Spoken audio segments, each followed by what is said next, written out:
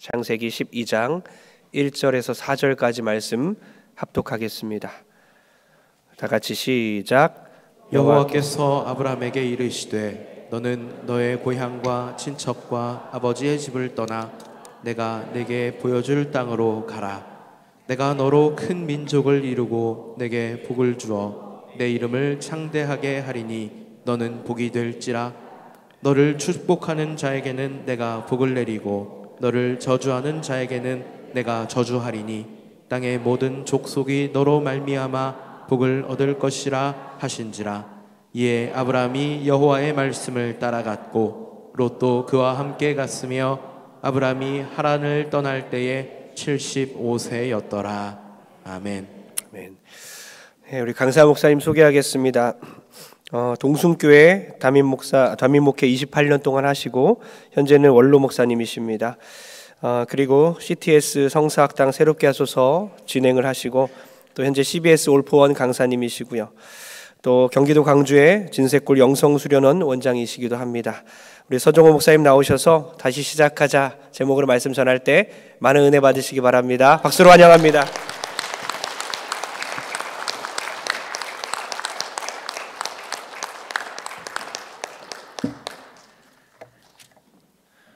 (40년) 전에 제가 여기 성례동에서 살았습니다. 고향에 온 것 같아요.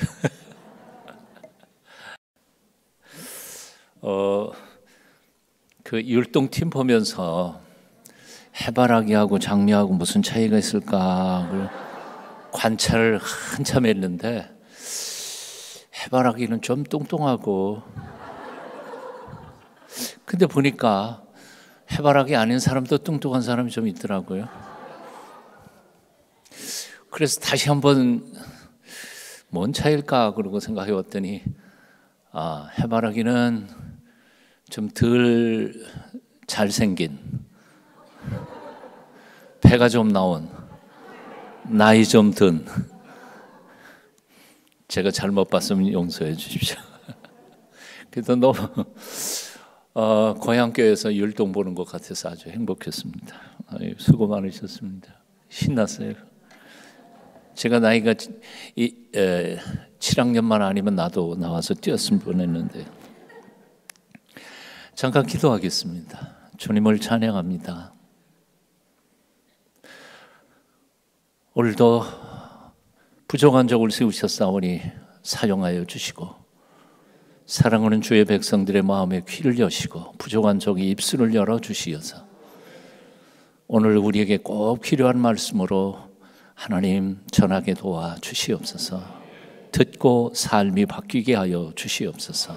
예수님 이름으로 기도합니다. 아멘. 코로나 팬데믹으로 온 세상이 참 어려움을 겪을 때 이야기입니다. 너무너무 힘들고 극장도 문 닫고 카페도 문 닫고 음식점들 다 문 닫고 심지어는 교회도 문 닫을 때 사람들이 만나는 사람들마다 다 같이 이런 얘기들을 했죠. 평생 이런 일은 처음이다. 저희 교회 성가대 지휘자이신 여자 지휘자이셨는데요. 그러면서도 유명 오케스트라의 지휘자였던 집사님 한 분이 저한테 하루는 이런 말씀하시더라고요. 목사님, 1년치 연주 스케줄이 몽땅 다 취소가 됐어요. 제 평생에 이런 게 처음입니다. 검도 사범님을 만났습니다. 사범님이 목사님, 제 검도 인생 55년 만에 도장 문 닫은 게 이번이 처음입니다. 그래서 저도 그랬죠. 제 목회 평생 40년 만에 교회 문 닫은 거 이번이 처음입니다. 그렇죠. 난리도 난리가 아니었습니다. 여러분들 다 겪었던 거니까요. 교회 청년하나가 은행에서 빚을 내서 그 대학로에 카페 하나를 오픈을 했습니다. 오픈한 지 2주 만에 문 닫았어요. 이제나 저제나 문 열 수 있을까 하고 1년 지나고 2년 지났는데도 열 가망이 전혀 없는 거예요. 그러니까 길거리에서 내가 만났는데 그 친구가 수심이 가득하고 낙심이 돼서 나한테 이렇게 묻더라고요. 목사님, 제가 다시 시작할 수 있을까요? 제가 뭐라고 대답하겠어요? 나도 모르겠다. 우리가 다시 시작할 수 있을지 없을지. 하지만 아무리 힘들고 어려워도 다시 시작해야만 하는 거 아니겠냐? 그리고 격려를 해 주었습니다.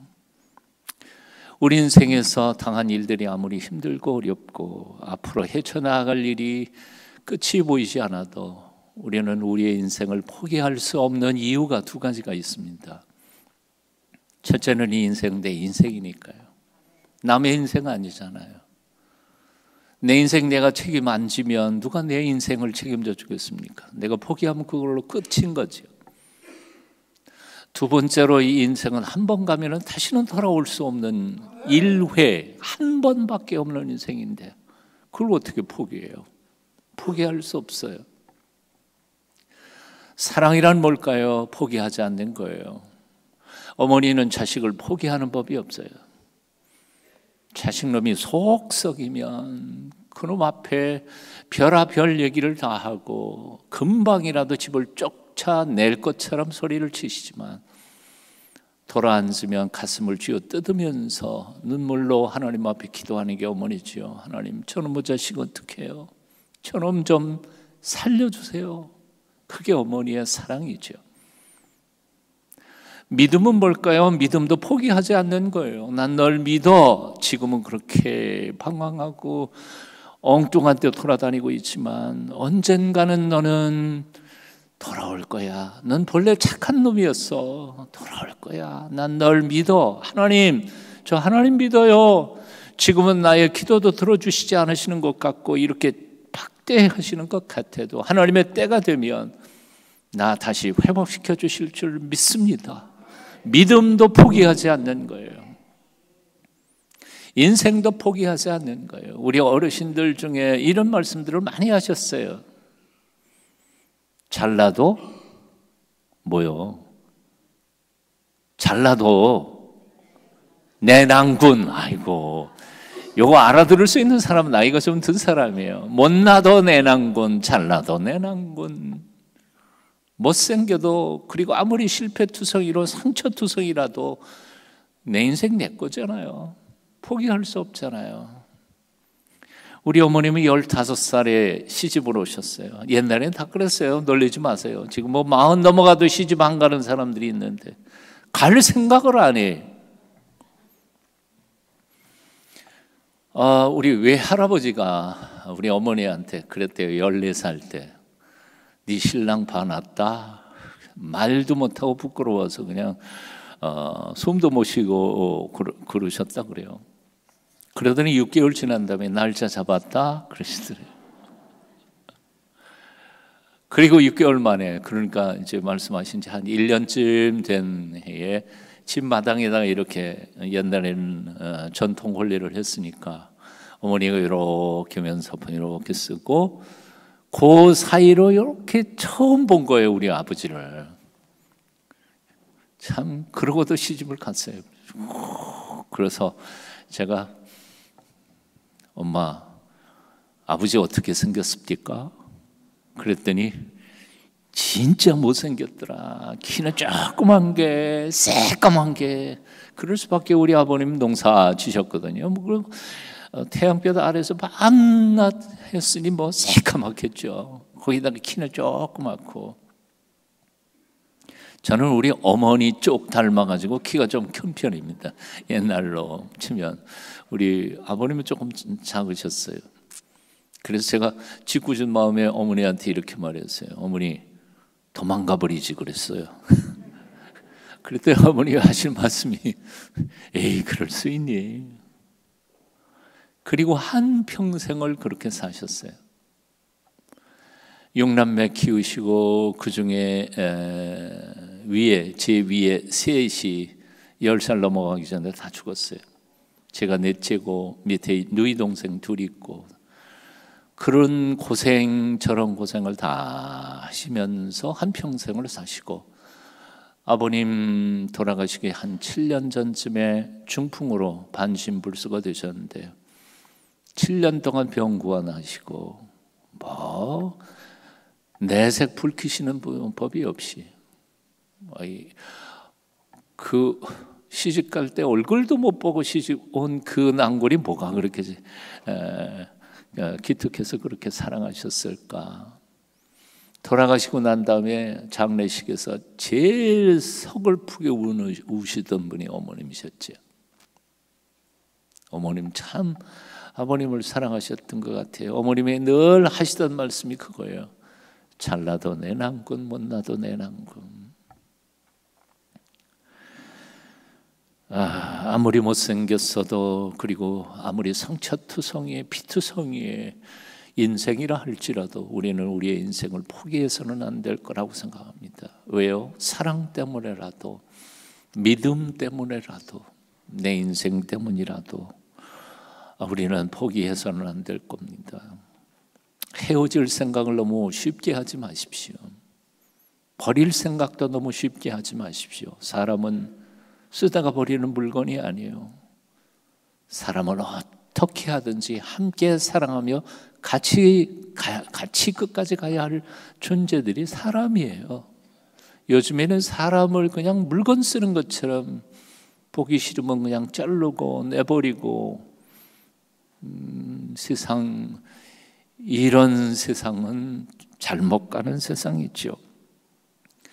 역사상 많은 사람들이 자신의 삶이 힘들다고 그래서 자신의 삶을 포기했더라면, 우리가 기억하고 있는 유명한 사람들, 아브라함 링컨 32번인가 뭐 선거에서 떨어졌다 그러잖아요. 근데 끝까지 가서 대통령 되지요. 아브라함 링컨. 발명왕 에디슨, 어떤 발명품은 5,000번 실패하고 5,001번째 된 것도 있지 않아요. 베토벤, 악성 베토벤, 남강 이승원, 고당 조만식 선생, 이런 분들 다 아마 고난 앞에서 조금이라도 쉽게 그냥 포기했더라면 그런 위대한 인물들은 태어나지도 않았을 거예요. 여기 서 있는 저도 그렇게 뭐 대단한 사람도 아니고 못났지만, 그러나 지난 세월 동안에 어려운 일을 당했을 때 그렇게 쉽게 포기했더라면 더 이상 이 세상 사람은 아니었을 거라고 생각이 듭니다. 제 얼굴 보면서 많은 사람들이 그래요. 아이고, 목사님은요 곱게 자라서 아무런 고생 안 하고 사신 것 같은데. 그런 소리 하지 마세요. 저도 아주 청년시대 밥 한 그릇 실컷 먹고 죽었으면 좋겠다, 그렇게 생각했던 때가 있었으니까요. 요즘 여러분 부부 사이는 어떠신가요? 제가 아는 그 이혼 전문 변호사 사무실에서 일하는 어느 집사님이 저희 영성 수련을 들어오셨어요. 2박 3일 동안 수련 받으시면서 원장님 저하고 이렇게 신앙의 대화를 상담을 받곤 하거든요. 근데 그분이 하시는 말씀 들으니까요, 이혼 상담소, 그 법률 상담소에 오시는 분들의 퍼센티지가, 예수 안 믿는 사람, 믿는 사람 퍼센티지가 똑같대요. 50%, 50%. 이건 뭔가 잘못된 거 아니에요? 교회 밖이나 교회 아니나 똑같으면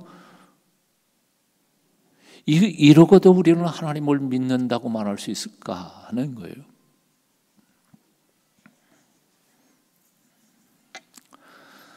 여러분 부모와 자식 사이는 어떠신가요? 지난 기, 그러니까 2년 동안 지금 진행하고 있는데 지난번 8기였습니다. 이번 주 금요일부터 2박 3일 동안 더 9기 9번째 모이고 있는데요. 8기에 어떤 분은 연세 많으신 한수 집사님이세요. 우리는 20대부터 80대까지 모입니다. 연세 많으신 분도 오고 20, 30대 청년들도 오고 20, 30대 청년들이 절반이에요. 그러니까 뭐 다 골고루 섞여서 너무너무 재미있어요. 근데 그 안수 집사님이 눈물을 뿌리면서 이렇게 말씀하세요. 아들하고 전화통화 못한 지 5년 됐어요. 아들하고 화해하고 싶은데 화해가 안 돼요. 내가 전화만 하면 뚝 끊어버리고 아예 싫고 보기도 싫대요. 집에 들어온 적도 정도 없고 교회는 물론 안 나오고 어렸을 때는 정말 교회도 열심히 잘 다녔는데 이 아들 어떻게 했으면 좋겠어요. 그리고 펑펑 울더라고요. 포기할 수는 없잖아요. 어떡해요. 자, 젊은이들은 직장 생활의 위기를 느끼기도 하고 또는 꿈꾸고 계획했던 일들이 벽에 부딪히기도 합니다. 어떻게 할까요? 포기할까요? 대답도 안 하셔요. 포기할 수 없어요. 지금까지 얘기했는데. 여러분, 주님과의 관계는 어떠십니까? 옛날에는 정말 찬송 한 장만 불러도 눈물이 펑펑 쏟아지고 예배당에서 성찬 예식 때에는 눈물 없이는 그 떡과 잔을 대할 수 없었는데 요즘은 덤덤해요. 교회 예배당 예배 빼먹고도 아무렇지도 않아요. 이건 뭔가 잘못됐어요.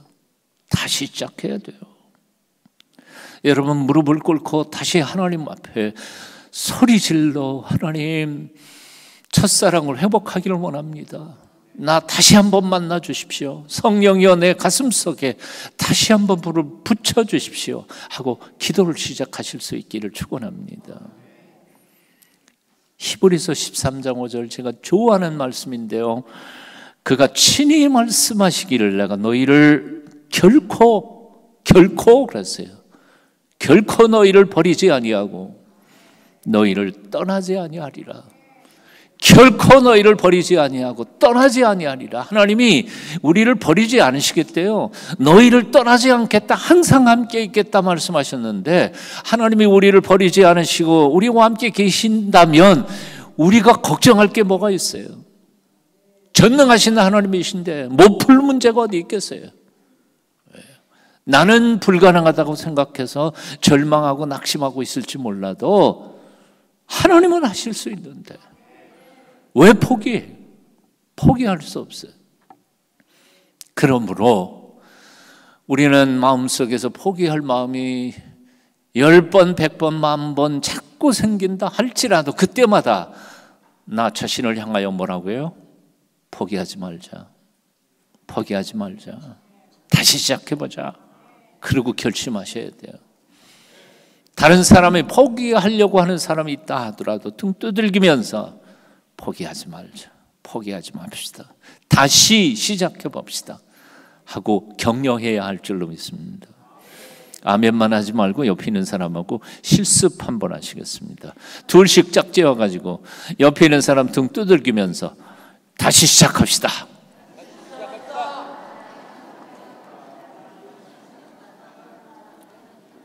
예, 이런 때는 그래서 혼자 있는 게 아니에요. 둘씩은 있어야지. 그래도 옆에 있는 사람하고 연습하죠. 자, 그렇다면 뭘 다시 시작할까? 뭐부터 다시 시작할까? 한마디로 말하면 기본부터, 기초부터 다시 시작해요. 건물이 무너지는 것은 기초가 잘못됐을 가능성이 훨씬 더 많아요. 다른 것보다는. 인생이 무너지는 것은 인생의 기본이 잘못되어 있는 거예요. 인격이 잘못됐든지 삶의 태도가 잘못됐든지.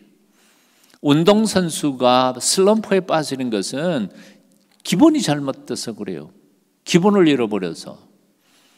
그래서 골프 선수든 뭐 농구 선수든 뭐든지 간에 스포츠 선수들이 슬럼프에 빠지게 되면 제일 먼저 찾는 방법이 뭐냐면 기본부터 다시, 처음부터 다시 하는 거예요.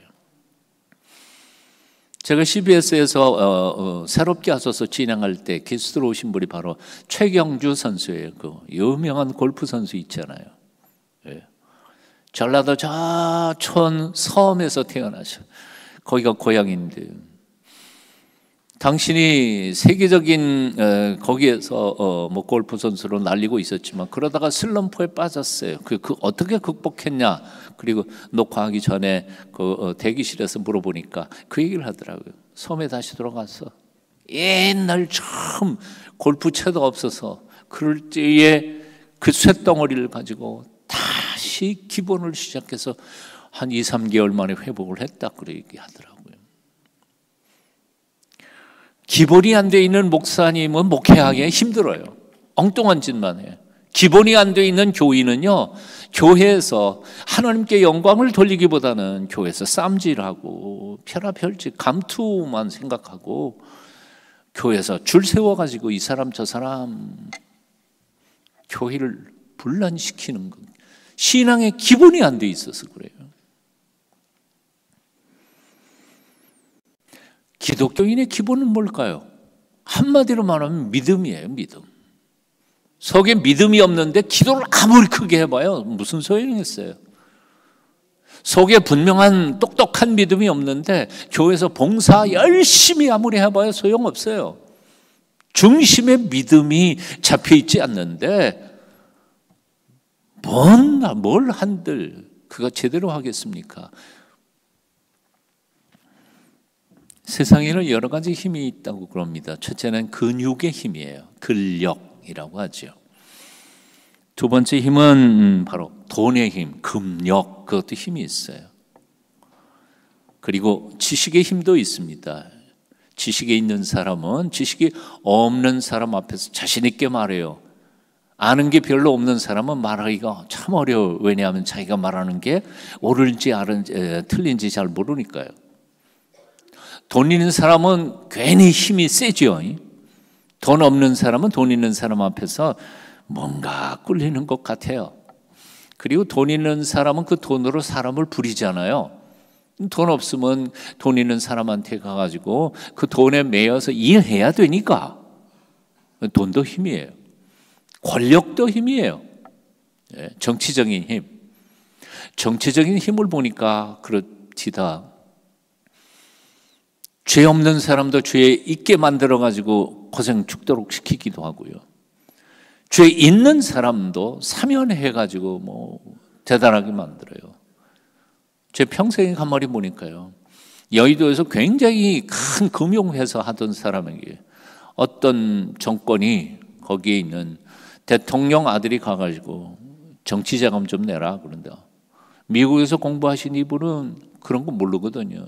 내가 왜 내야 돼? 안 내. 그랬다가 밑보여가지고 권력에서 몽땅 다 뺏기고 외국으로 쫓아냈어요. 그래서 20년인가 25년 동안 그 정권에 있었던 사람들 몇몇 사람들 그 권력에 있는 동안에는 아예 한국 들어오지도 못했어요. 아주 가까운 사람이었는데 참 가슴 아픈 일들이에요. 권력이 힘이 있어요.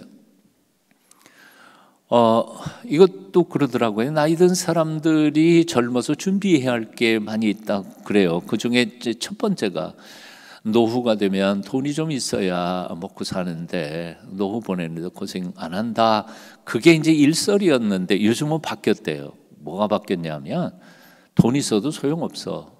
뭐가 없으면? 근력이 없으면. 근육이 없으면, 허리에 근육이 없으면 꼬부랑 할머니 돼요. 걷지도 못해요. 팔다리에 근육이 없으면 못 걸으니까 집에 있을 수밖에 없어요. 집에 있으면 그냥 병들면 죽는 거예요. 제가 52년생, 올해 72이거든요. 이 정도면 튼튼하죠. 속으로는 다 썩었지만 50살 때 주일날 설교하다가 거의 쓰러질 뻔했습니다. 저희 동순교회는 바로 그 서울대 병원 바로 앞에 있는 교회인데요. 그랬다가 그 집사님 중에 서울대 그 가정의학과 교수가 있는데 그 양반하고 이렇게 해서 운동 안 하면 목사님이 1년 내에 모든 성인병 다 걸린다는 진단을 받고 할 수 없이 그때 운동을 시작했습니다. 자, 이 젊은 목사가 운동을 어디 가서 해야 되나, 그리고 수영장 가보니까 수영장에 젊은 여자 집사들, 권사들 다 있는데 이 젊은 목사가 수영복 하나 벗고 딱 입고 남사스러워서 못 가겠더라고요. 헬스장 가니까 거기도 다 와 있네. 교인 없는 데가 없어. 동네니까 뭐 그러니까 할 수 없이 운동을 하고는 싶은데 갈 데가 없어요. 교인들 눈 피해서 운동할 수 있는 방법은 없을까 그랬더니 교인 중에 자기 회사에다가 검도장을 차린 오픈한 집사님 한 분 계셨어요. 나중에는 장로님이 되셨지만, 그래서 거기는 날 아는 사람이 그 집사님밖에 없으니까 깼다. 그래서 검도를 51살부터 지금까지 하고 있습니다. 아직도 지금 검도장이 다니고 있습니다. 저 때문에 검도한 목사님들이 굉장히 많습니다. 검도 하시겠다 그러면 제가 도복하고 또 죽도는 사드렸거든요. 목사님도 하시겠다 그러면 나 사드릴게요.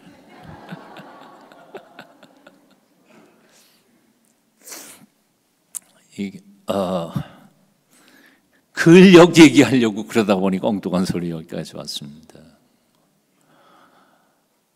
지금도 60대에 제가 은퇴하고 지난 2년 동안에 후배 목사님들 교회 또 뭐 순복음 또 여러 군데 돌아다니면서 말씀을 전하다가 보니까 우리 한국교회 목사님들이 너무 과로하시고 몸 관리할 시간이 없어서 거의 절반 이상이 골골빌빌하세요.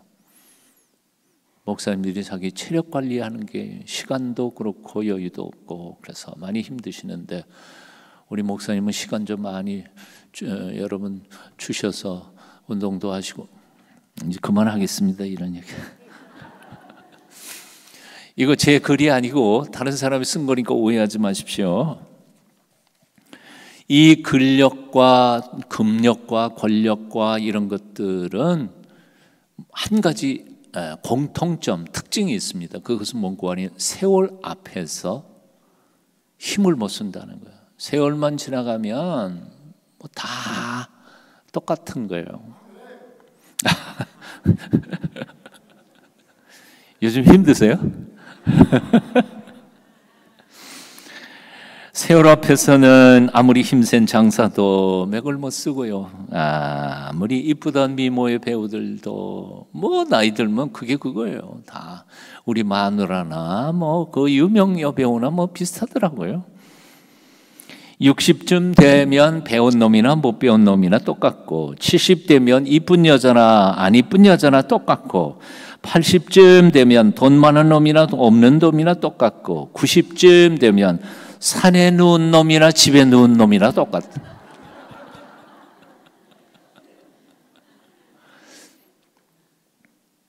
(107살에) 돌아가신 권사님 한 분 계신데요, 98세부터 누워 계셨던가. 신방 갈 때마다 의식은 있는데 몸은 움직이지 못하니까 너무 괴로운 거예요. 너무 괴로운 거예요. 얼마나 똘똘하셨던 분이시고 건강하셨던 분이신데요, 어쩔 수 없어요. 3대가는 부재가 없고 10년간은 권세가 없다고 하지 않습니까? 후상이 가외라 후배들이 두렵다 그리고 말씀하시던 퇴계 선생님의 말씀처럼 사실 학문의 세계에도 새로운 제자들이 올라와서 새로운 가설들을 내세우면서 하다가 보면 다 물러가게 돼 있어요. 목사도 마찬가지죠. 젊은 좋은 목사님들이 오면 물러가야 돼요. 세월은 그런 거예요. 그런데 놀라운 것은 모든 것을 이렇게 무로 돌리는 세월 앞에서도 팔팔하게 살아남는 힘 하나가 있어요. 그게 뭔고 하니 신앙의 힘이에요. 전지전능하신 하나님을 믿는 그 힘은 늙은 것도 극복하고 망하는 것도 극복하죠. 그래서 고린도후서 4장 16절에서 이렇게 말씀하시죠. 우리의 겉사람은 낡아지나 우리의 속사람은 날로 새롭도다. 점점 새로워져요. 겉은 늙어갈지 몰라도 마음과 생각과 그리고 영성은 날마다 세워져 가더라고요. 여기 동선교회 사랑은 연세 많으신 어르신들, 겉 늙어 간다고 해서 절망하지 않으셨으면 좋겠어요. 요즘 가만히 생각해 보면 그래요. 70 넘으니까 옛날에 생각하지 못하던 것을 생각하게 돼요. 사실 제가 목이 많이 좋은 편이라 목소리도 좋잖아요. 70 넘으니까 이렇게 기침이 많이 나와요. 어쩔 수 없어요. 양해해 주세요.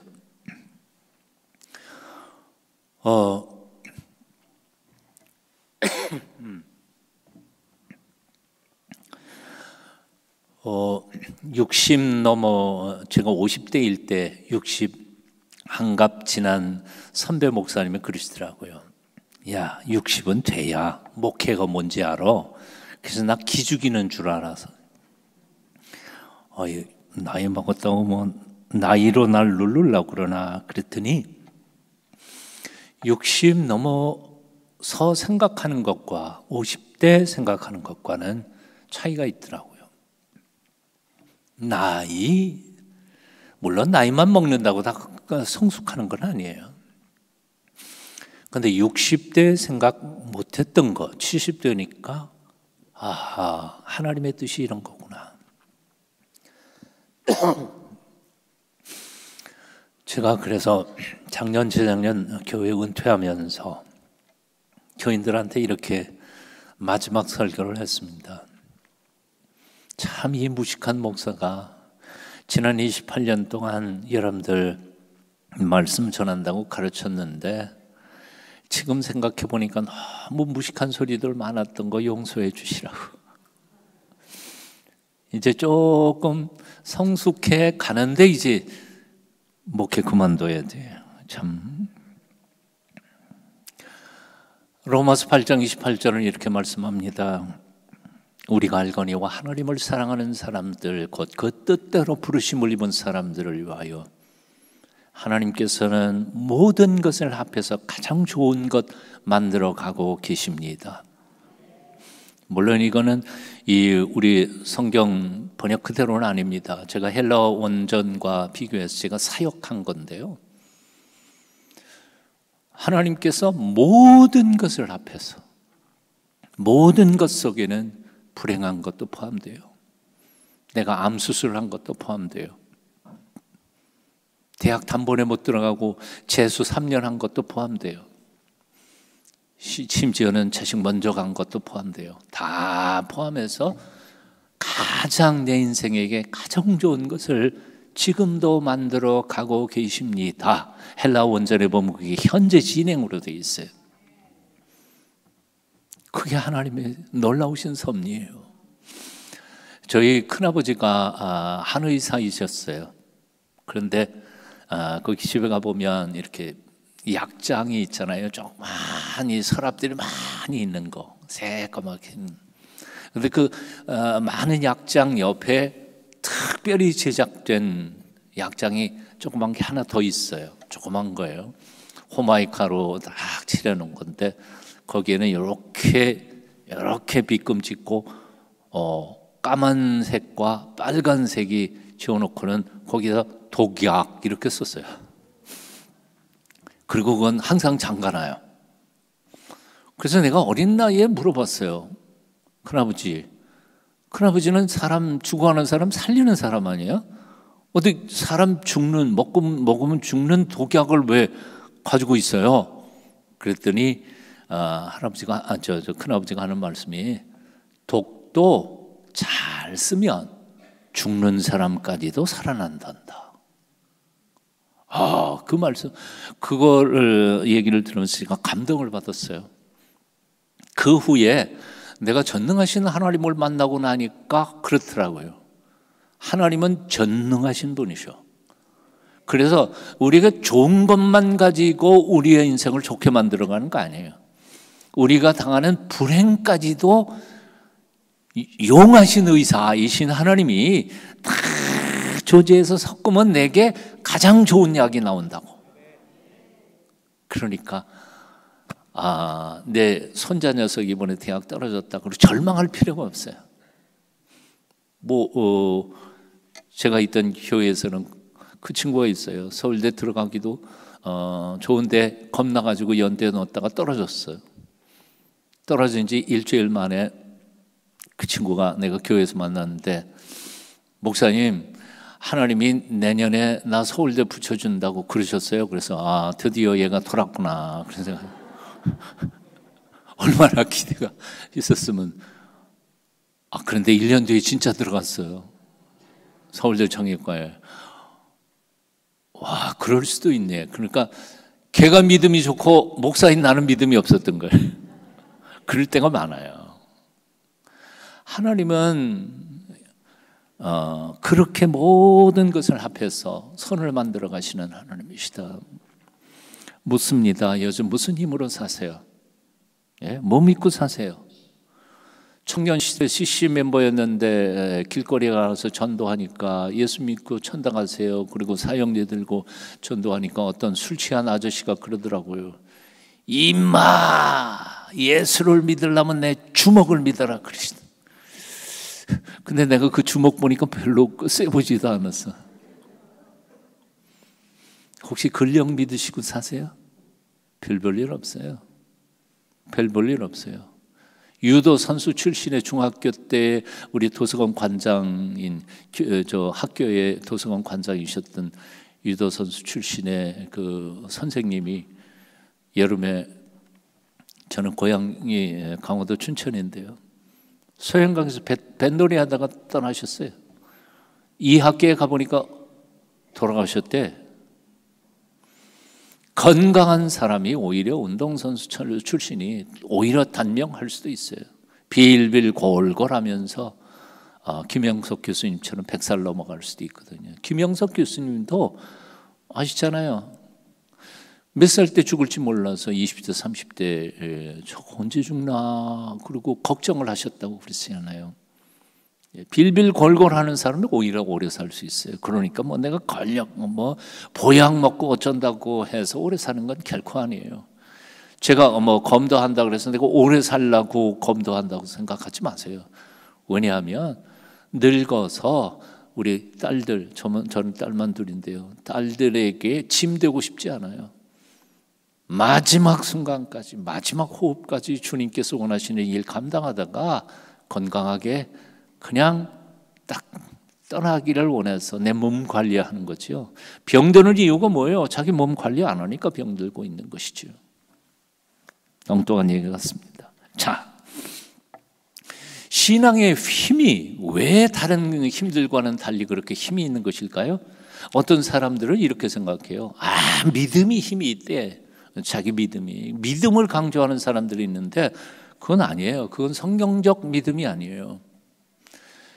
그런 믿음을 가리켜서 적극적 사고방식이라고 말하죠. 하면 된다, 하면 된다. 그럼 하면 된대요. 정말 그럴까요?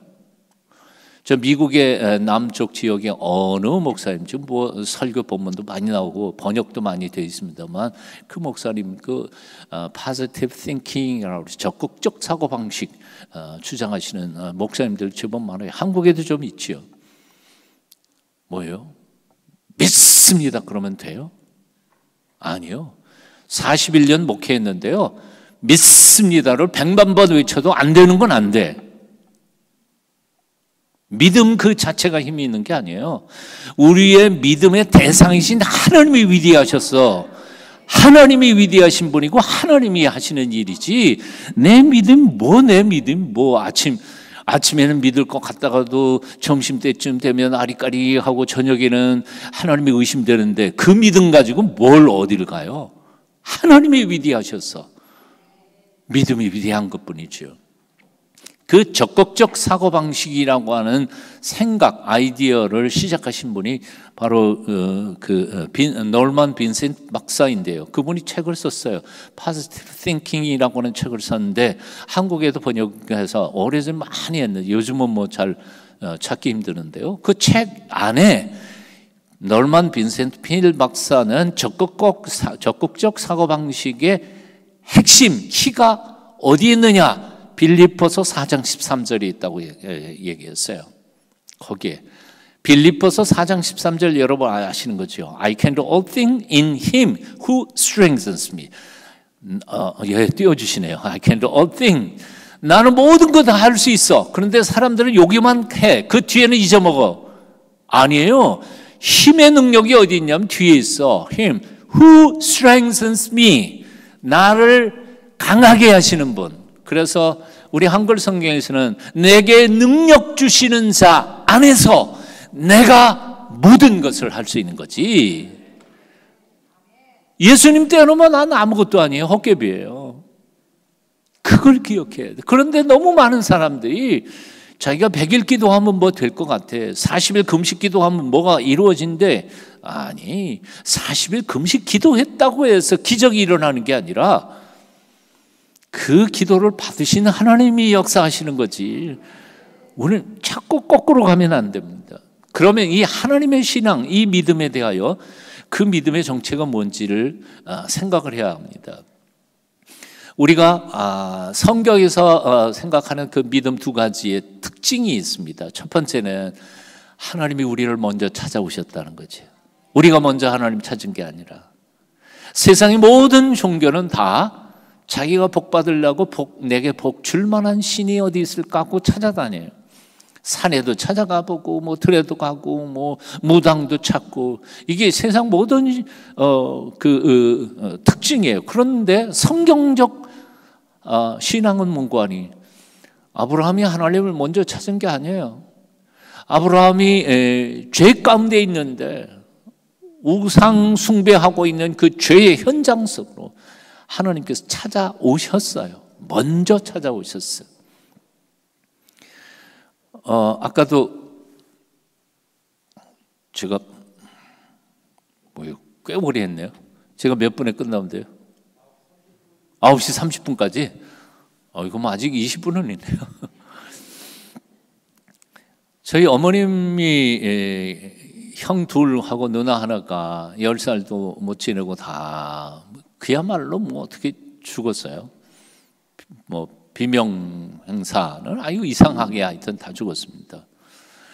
그러다가 넷째를 낳으려고 그러는데 넷째 낳는 게 굉장히 겁이 드셨던 거예요.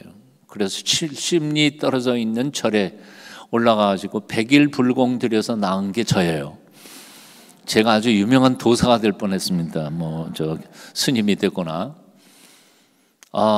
그래서 어려서부터 그러니까 여러분들은 모태 기독교인인지 모르지만 저는 모태 불교인이었던 거죠. 그러니까 그때부터 열심히 절에 다녔습니다.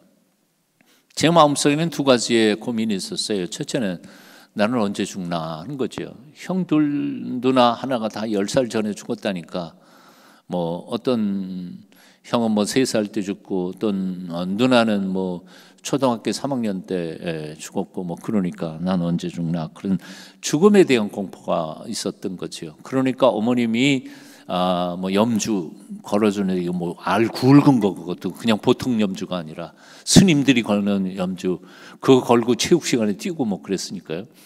그거 벗으면 나는 죽는 줄 알아서 그래 열심히 다녔습니다. 언제까지? 고등학교 2학년 초파일까지요. 그런데 고등학교 2학년 봄에 초파일 가서 불공 일주일 동안 불공 잘 드리고 내려온 지 2주 만에 뭐 그날 학교 안 갔으니까 주일이었던 것 같아요. 어머님이 아침 밥상 쭉 몰리면서 저한테 이런 거예요. 정호야 우리 교회 나가볼까? 웬 뚱딴지 같은 소리가. 아직도 그 이유를 몰라요. 왜 그 말씀을 하셨는지. 난 이제 천국 가면 어머니한테 그거부터 물어봐야 돼요. 근데 저도 그 말씀을 들은 지 뚱딴지 같이 하는 그 말씀을 듣고 그냥 그럽니다. 그러십시다. 그러고 대답을 했어요. 그런지 서울에 있는 사촌 누이 부부가 우리 고향교회에서 결혼식을 올렸는데 결혼 기념 주일이 바로 그날이었어요.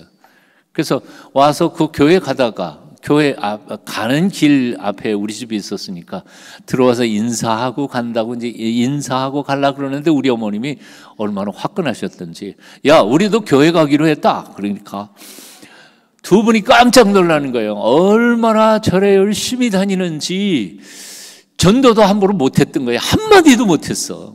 말도 못 붙였어요. 근데 갑자기 교회 간다 그러니까 얼마나 놀랐겠어요. 그럼 지금 갑시다. 밥상 옆에서 밀어놓고 우리 둘이 그냥 절레절레 너나 하고 매형 뒤를 따라갔죠. 어머니 입에서 교회 나가볼까? 그런지 25분 만에 예배당 안에 들어가 앉아 있었어요.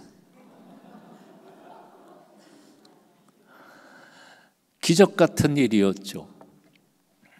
저는 그래서 믿음의 비밀을 알기 전까지는 이렇게 생각했습니다. 나는 부처님 믿다가 내가 선택해서 예수님을 선택했다. 나는 절에 다니다가 교회를 내 발로 왔다. 우리 어머니하고 나하고 결심해서 내 발로 왔다. 아무도 전도한 사람 없어. 가자고 끈 사람도 없었고. 그러니까 뭐 하나님이 나를 먼저 찾아봐? 아니, 내가 하나님 먼저 찾았는데? 그렇게 생각했는데 나중에 이제 신앙이 들어가고 말씀을 묵상하면서 묵상 중에 내 무의식 속에 옛날 기억이 살아나기 시작하는 거예요. 옛날 기억 속에 중학교 1학년, 2학년 때 교회 예배당 종소리가 딸랑딸랑딸랑 치면 내 마음속 한쪽 구석에서 나도 언젠가는 저기 가 있어야 될 것 같은 불길한 예감이, 그때는 절에 열심히 다니던 때예요. 근데 마음속에 그 불길한 예감이 뭐였나 그랬는데 생각해 보니까 그게 그때부터 성령께서 내 마음속에 나를 부르고 계셨었구나. 나는 그래서 이 말씀이 믿어져요. 내가 먼저 하나님을 찾은 게 아니야. 하나님이 나는 몰랐지. 나도 모르는 사이에 내 마음속에서 성령께서는 역사하시고 나를 부르고 계셨던 것을 내가 듣지 못했고 깨닫지 못했었던 그분이죠. 내가 먼저 하나님 찾아요? 하나님이 우리의 마음속에 하나님을 찾고자 하는 마음을 주시지 않으면 어느 누구도 예수 못 믿고요. 그 믿음을 하나님이 허락해 주실 때에만 우리가 회개도 할 수 있고 기도도 할 수 있고 헌신도 할 수 있어요. 첫 번째 특징이 바로 우리 기독교 신앙의 첫 번째 특징은 하나님이 먼저 나를 찾아오셨다는 것. 신앙의 주도권을 하나님이 쥐고 계신 거지 내가 아니라는 것. 두 번째 성경적 신앙의 두 번째 특징은 뭔가 하니 하나님이 우리에게 주신 축복의 종류가 좀 달라요. 하나님께서 아브라함에게 찾아오셔서 말씀하셨죠. 그 말씀의 내용을 주의 깊게 한번 깊이 묵상해 보세요. 집에 가셔서 다시 한번 창세기 12장 1절부터 3절까지를 다시 묵상해 보세요. 그 말씀의 요지는 이런 거예요. 내가 너한테 복을 주겠다. 뭐 복 달라고 그러지 않았는데도 하나님은 일방적으로 복을 주겠다. 근데 그 복은 무슨 복인지 아냐? 너를 통해서 세상 만민이 복받게 하는 복이다. 그래서 성경 번역에 보면 옛날 개역 성경에서는 복의 근원이 되게 하겠다. 네가 복 받는 게 아니고 너 통해서 많은 민족에 대해 옆에 있는 사람들이 다 복 받게 하겠다. 복의 통로가 되게 하겠다. 그렇게 번역한 것도 있고요. 근데 개역 개정판에서는 이것을 복이 되라. 복이 되어라. 근데 그 복이 되어라는 말이 사람들을 잘 이해를 못해요. 근데 이해하기 쉬운 게 이거예요. 바로 어느 며느리가 어느 집에 이제 시집 왔어요. 그러면 그 시집 와서 그 며느리가 잘해가지고 그 시집 집안에 막 이렇게 흥하게 되면 시어머님이 뭐라 그래요? 저 며느리 우리 집이 복덩어리야. 그게 그 얘기예요. 즉 하나님께서는 우리에게 내가 너한테 복을 줄 텐데 그 복 가지고 나아가서 네 동네의 복덩어리가 되고 네 교회에서 복덩어리가 되고 네가 일하는 회사에서 복덩어리가 되어라 하고 명령하시는 복을 주시는 것과 동시에 우리에게 주시는 사명이에요. 다른 종교들은 다 뭐예요? 복 빌어도 이기적인 거예요. 자기중심적인 거예요. 내가 복 받으려고 그러는 거지. 나를 위해서. 그런데 기독교의 신앙, 하나님께서 우리에게 주신 복은 나 때문에 내 친구들, 내 옆에 있는 사람들, 내 가정, 우리 교회, 우리 동네, 이 나라, 이 민족 온 세상이 다 복받게 하는 것, 이 사명을 하나님께서 주신 복이라는 거죠. 사실 그래요. 행복이라고 하는 게 뭘까? 우리는 사탕 하나를 먹어도 내가 먹어야 내가 행복하지요. 옷 사입어도 새 옷은 내가 입어야 옷 사입죠. 그렇지만 나이가 들면서 엄마가 되고 아빠가 되면 그 행복감이 조금 달라져요. 내가 먹는 것보다 사랑하는 내 딸 입에다가 넣어서 맛있게 먹는 게 행복하죠. 내가 먹는 것보다 그놈이 먹는 게 행복해. 내가 새 옷 사 입는 것보다 내 아들내미 새 옷 사서 입혀서 막 뛰는 거 보면 그게 행복한 거예요. 즉 다시 말하면 행복감이라는 것도 미숙한 사람의 행복감, 성숙한 사람의 어른의 행복감은 달라요. 그런데 어떤 것이 진정한 행복일까? 그저 먹어도 내가 먹어야 되고 입어도 내가 입어야 되고 출세해도 내가 출세해야 되고 이런 행복은 끝이 없어요. 이 욕망의 끝이 없기 때문에 그래서 잠깐은 행복하죠. 세월 지나가 보면 시들해요. 별로 행복하지 않아요. 그런데 남을 행복하게 만들므로 내가 행복해지는 법을 배운 사람은 조그만 거 해도 행복해지는 거예요. 이게 누구냐 하면 하나님이 그런 분이셔서 그래요. 저는 아무리 묵상해도 하나님이 왜 사람을 만들어 갖고 속썩이시지? 안 그래요? 이 인간들을 안 만들었으면 하나님 편하게 혼자 잘 사실 거 아니야. 괜히 인간 만들어 가지고 하나님이 자식놈 속 썩는 부모님하고 똑같은 거예요. 근데 하나님이 그게 사랑이시기 때문에 그래요. 사랑이시기 때문에. 사랑이기 때문에 자식이 있고 자식을 행복하게 만들 때 부모는 행복해지는 거니까요. 그래서 하나님을 닮아갈수록 우리는 진정으로 성숙한 행복 안에서 살게 된다는 말이죠. 이게 바로 우리 기독교 성경의 진정한 믿음의 두 번째 특징입니다. 자, 그렇다면 여기서 이제 결론, 10분 동안에 결론 불가능한데, 이런 믿음을 어떻게 가지고 살아갈까? 오늘 본문의 비결에 보면 이렇게 돼요. 아브라함에게 뭐예요? 너는 너의 고향과 친척과 아버지 집을 떠나 내가 내게 보여줄 땅으로 가라. 두 명령이 나옵니다. 떠나라 하는 말과 가라 하는 말이에요. 떠나라 하는 말은 바로 고향 땅 떠나고 친척 집 떠나고 아버지 집 떠나. 이게 무슨 뜻일까요? 관계 끊으라는 걸까요? 아니요. 고향 믿지 마라. 고향이라는 게 뭐예요? 내가 실패하고 가서도 비비고 살 수 있는 언덕이 고향이에요. 아버지 집도 마찬가지예요. 쫄딱 망하고도 아버지 집에 그냥 기어 들어가도 아버지가 내쫓을 게 아니니까. 그러니까 내가 마지막까지 믿고 의지하고 붙잡는 거, 그게 고향이고 친척이고 아버지예요. 근데 하나님께서 뭐라고 말씀하시는 거예요? 믿지 마라 하는 거예요. 그거 믿지 마라. 그럼 뭘 믿어요? 하나님 당신만 믿으라는 거예요. 그래서 이 말씀의 뜻은 절대 신앙에 대한 표현이에요. 절대 신앙에 대한 표현. 이런 뭐 믿고 살았어요? 주먹? 근력? 돈? 아니, 믿을 거면 어때요? 여러분 누구를 믿어요? 부모님 믿으세요? 자식 믿으세요? 권력의 줄 믿으세요?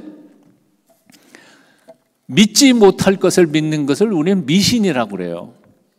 그리고 믿지 못할 걸 믿는 대상을 우상이라고 말해요. 돈이 우상인 사람이 있고요. 부모님이 우상인 사람이 있고요. 자식이 우상인 사람이 있어요.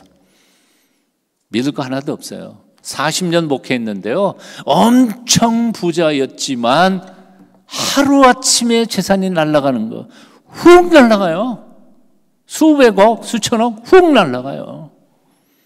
그거 믿을 거면 어때요? 강남에서 제가 한 25년 정도 모 호텔에서 유명 사업가들, 기독교인 크리스찬 기업가들과 성경 공부를 한 적이 있어요. 근데 그 중에 한 장로님 한 분이 계신데 정말 크게 사업하셨던 분이에요.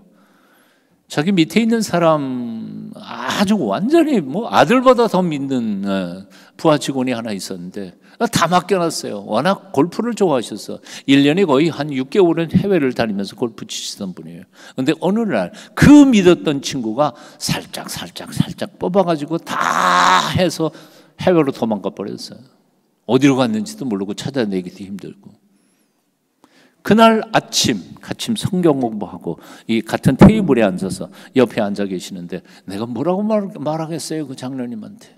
근데 장로님이 이렇게 말씀하시더라고요. 하나님이 사람은 사랑하지만 믿지 마라. 그 말을 나는 평생에 깨닫지 못했었어요. 사람은 사랑의 대상이지 믿을 대상은 아니야. 나이 드신 여러분 자식들 믿지 마세요. 그 얘기는 뭐 진짜 믿지 말라는 얘기가 아니라 의지하지 말아요. 신뢰하지 말아요. 왜냐하면 우리 때는 그래도 부모님 다 모셨어요. 그렇지만 지금 젊은 자식들은요 자기네 살아가기도 바빠요. 우리 못 모셔요. 거기다가 짐이 되려고 생각하지 마세요. 각자 알아서 살아가는 거지. 자식들도 마찬가지예요. 부모님 의지하지 마세요. 하나님만 의지하고 하나님이 주신 달란트, 재능을 가지고 자신이 앞길을 풀어가야지. 늙은 부모님 의지해가지고 뭘 하려고 그래요. 그 품 떠나지 않고 그냥 개기는 젊은 친구들도 너무 많아요. 사람 믿지 말고요. 권력 믿지 말고 친구 믿지 말고 오직 하나님만 믿어. 오늘 이렇게 물으세요. 너 네 통장 잔고 믿을래? 너 그 몸 좋은 그 근력 믿을래? 네 아들 믿을래? 나만 믿어. 오늘의 메시지의 첫 번째 명령입니다. 두 번째, 보여줄 땅으로 가라. 순종이에요. 보여줄 땅이에요. 아직 보여주지 않았어요. 그러니까 내가 가야 할 길이 어딘지 알아요? 몰라요. 그래서 성경은 아브라함이 갈 바를 알지 못하고 갔다 그렇게 표현했어요. 근데 너무나 많은 그리스도인들이 이 말씀의 뜻을 삶 속에서는 실천하지 않아요. 저도 마찬가지였었죠. 사실 CC 훈련에서 간사님들이 너무너무 훈련을 잘 가르쳐 주시는 바람에 저는 고등학교 2학년 때 교회 나가기 시작했는데도 불구하고 대학 한 2학년인가 3학년 때 CC 집회에서 헌신했어요. 하나님, 나도 언젠가는 하나님을 위해서 목사가 되든 선교사가 되든 하여튼 뭔가 하겠습니다. 그걸 헌신했어요. 그런데 대학 졸업할 때쯤 돌아보니까 신학교 갈 형편이 아니에요. 왜요? 우리 아버지 어머니는 이미 늙으셔서 농사 지을 수 있는 상황도 아니고 내 누이 동생 아주 학교 다니고 있는데 그러니까 5 식구 먹여 살리는 건 네 개에 달려있어요. 그러니까 대학 졸업하고 학교 선생하면서 집안 생활비를 제가 냈죠. 그런데 우리 간사님은 그 양반은 합동측 목사님이 되셨어요. 나중에 얼마나 빡센 아주 원칙주의자 목사님이신지 저보고 그랬죠. 야, 너 하나님하고 서약했는데 왜 안 가? 아유, 간사님 잘 아시잖아요. 제가 가면 우리 집안 다 굶어 죽는데 어떻게 가요? 그래서 그분이 그러더라고요. 너 가면 하나님이 너희 집안 생활비 줄 줄 믿냐? 근데 아무리 생각해봐도 25일 날 봉급 딱딱 받아오는데 하늘에서 25일 날 딱 봉급이 떨어질 리도 없고 내 주위를 아무리 봐도 예수 믿는 사람들 없는데 그래서 제가 뭐라 그런 줄 알아요? 믿어야겠지요. 그랬더니 화를 내시면서 믿어야겠지요가 믿습니다냐 못 믿겠습니다냐 둘 중에 하나 선택해라. 코너로 몰렸죠. 너 하나님하고 약속한 거 안 지키면 죽는 수도 있어? 그런 협박까지 하셨어요. 겁도 나고. 그래서 5년 뒤에 학교 선생 한 5년 하다가 더 이상 미룰 수 없다고 생각해서 1월 달에 신학교 시험이나 쳐보자. 그리고 신학교 시험 치면서 제발 떨어져라 그런데 붙어버렸어. 2월 달에 학교에 사표 내고 퇴직금 받아가지고 어머니한테 드리면서 어머니 언제 다시 생활비 들릴지 모르니까 아껴서 오래 쓰세요. 하여튼 제가 야간 학교라도 가서 돈 벌어가지고 보낼 테니까 아껴서 쓰세요. 그리고 신학교 올라가는데 그때 안희숙 사모님이 하셨던 에스더 선교회라고 하는 국제 신학생 지원 프로그램들이 있었어요. 그런데 거기에 있던 권사님 한 분이 저를 또 어여삐 여겨주셔서 3년 동안 등록금은 대주시겠다. 그래서 등록금 걱정은 없고 대신에 그리고 또 하나 제가 있던 학교에 선생님 중에 제 선배가 하나 있는데 그때 돈으로 2만 원 굉장히 큰 돈이었어요. 그때는 봉투에다 넣어주시면서 책 사보라 그러고 주신 게 2만 원이 제 주머니에 있는 전체였어요. 기숙사 딱 들어가 보니까 기숙사에 아무것도 없는 거죠. 그래서 베개 사고 요 사고 이불 사고 그런데 12,000원인가 뭐 그때 지불을 했고 나머지 8,000원은 그때 식권 한 장에 300원, 400원 뭐 그랬던 시절입니다. 그거 다 사가지고 하루에 3장씩 뜯어먹고 있었던 거죠. 오늘날 딱 잃어보면 물론 중간에 뭐 금식도 하면서 절약도 하고 그러는데 오늘날 아침에 일어나 보니까 기숙사에서 식권이 딱 2장밖에 안 남았어요. 자, 요거 한 장 먹을까 남길까 그러다가 그래도 식권이 주머니에 있고 굽는 거하고 없고 굽는 거하고 차원이 다를 것 같아서 아침에는 전략 그리고 강의실에 들어가서 4시간 강의를 봤는데 너무 배고픈 거예요. 젊은 사람이. 물론 그 사이에도 사연이 많이 있었습니다. 7층 기도탑에 올라가고 매일 저녁마다 하나님 어떡할래요. 제가 졸업한 데이 이창시인데 바로 옆인데 요 강남이 그때 여기 저 잠실 쪽에 아파트들 그 유일 있잖아요. 근데 기도탑에 올라가 보면 다 잠실 아파트들이 다 보이는데 저기 부자들 중에 부르지 나같이 찢어지게 가난한 친구 불러가지고 아니 내가 어떻게 3년 동안 굶으면서 등록금은 있지만 굶으면서 살 수도 없고 우리 집안도 이제 뭐 한두 달이면 또 생활비 다 쓸 텐데 울면서 기도해도 응답도 없더라고요. 근데 여하튼 그날 점심시간에 점심 4교시 끝나고 친구가 달려와 갖고 야 너 게시판에 이름 붙었더라 뭐 돈 타가래. 그래서 돈 그래갖고 눈이 서무과에 가가지고 그 서무과 아가씨가 저 점심 먹으러 가기 전에 달려가가지고 제일 첫 질문이 뭔지 아세요? 얼마예요? 한경직 목사 기념 장학생 명단에 나왔다고. 저는 그런 거 해본 적도 없었는데 이제 일방적으로 그렇게 받게 됐어요. 그건 정말 은혜였어요. 비용이 장학금이 얼마냐 하면 바로 그때 당시에 4대 의대 등록금의 2배. 세상에 이 등록금이 4대가 제일 비싸요.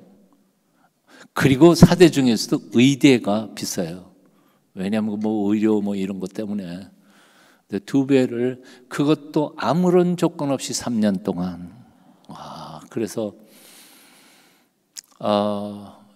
그 해 1학년 말쯤에 에스더 선교인이 연락해가지고 저 충분해요. 그래서 2학년 3학년 때는 에스더 선교에서 나오는 장학금은 다른 더 가난한 신학생에게 보내주세요. 그리고 사양을 하고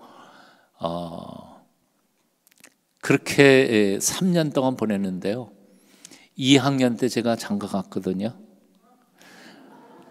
2학년 때 우리 어머니 회갑잔치 해드렸거든요.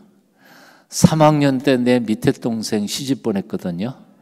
3학년 8월 달에 한 달 동안 학교에서 보내주셔서 미국 한 달 동안 순회 공연 제가 그래서 찬양 조금 합니다. 찬양팀으로 미국에서 한 달 동안 다녀왔거든요. 졸업하기 전날, 졸업식 날 전날 하나님이 지난 3년 동안 내게 얼마나 주셨나. 물론 남은 건 한 푼도 없어요. 다 쓴 거니까. 근데 다 계산을 해보니까요. 고등학교 선생 봉급에 3배를 주셨어요. 3배를. 그래서 제가 그걸 적어놓고는 하나님 앞에 울면서 이렇게 고백했죠. 여호와 이레의 하나님이신 것을. 신학교 간다 그러면서 저는 못 믿었습니다. 그래서 5년 동안 지체했습니다. 용서해 주십시오. 그러나 앞으로 저의 삶 속에는 하나님이 가라 그러면 무조건 가겠습니다. 하라 그러면 무조건 하겠습니다. 하나님이 저의 앞길을 인도해 주신 것을 믿습니다. 한 발짝 내디면 다음 발짝만 보여주시는 하나님. 10발짝도 보여주는 게 아니에요. 다음 발짝 가야 할 발짝만 보여주시면서 가. 나만 믿고 가. 계획 믿지 말고. 그렇게 41년 목회하고 목회 끝나면서 2022년에 10월쯤에 은퇴한 다음에 뭘 할지 계획이 없었어요. 전혀. 아무것도 계획이 없었어요. 근데 우리 CC 선배였던 주수일 장로님이 그 진색골 거기에다가 30년 동안 가정사역 훈련원을 만들고 아주 동사를 예쁘게 잘 만들어 놓으셨어요. 여러분 홈페이지에 한번 진색골 치시면 영문으로 치시면 뭐 한글로 쳐도 들어갈 거예요. 아름다운 동산이에요. 봄이나 가을쯤에는 젊은 친구들이 와서 거기 야외 결혼식도 하고 숙소도 하는데 그 장로님이 저보고 그러시더라고요. 아니 20년 만에 만난 분이에요. 서 목사님이 은퇴하신다는데 은퇴한 후에 뭐 할 거예요? 아무런 계획 없는데요. 그랬더니 그러면 여기 와서 영성 수련을 하나 오픈하고 여기서 그 후배들을 위해서 또 우리 한국교회 교인들을 위해서 영성 훈련하면 좋겠다. 그래서 가만히 생각해 보니까 좋을 것 같아서 그러지요. 그래서 지금 2년 동안 계속 전국에서 옵니다. 뭐 저 선교사님들도 오시고요, 외국에서도 오시고 그러는데 오셔서 이번 금토일 수련회 합니다. 이거 제가 계획한 거 아니에요. 은퇴하기 2개월 전에 하나님이 저한테 이거 해라 하고는 아멘 그냥 가죠. 이제 말씀 맺습니다. 서정호 목사가 만났던 그 하나님이 여러분들이 지금 믿는 하나님 똑같습니까? 똑같은 목사님 맞죠? 뭐가 하나님 맞죠? 이제까지 여러분들은 어떻게 그 하나님을 믿었습니까? 그리고 어떻게 순종하셨습니까? 절대 순종, 절대 믿음, 이 두 가지 믿음으로 여러분의 남은 생일을 정말 복되게 살아가시는 여러분 다 되시기를 축원합니다.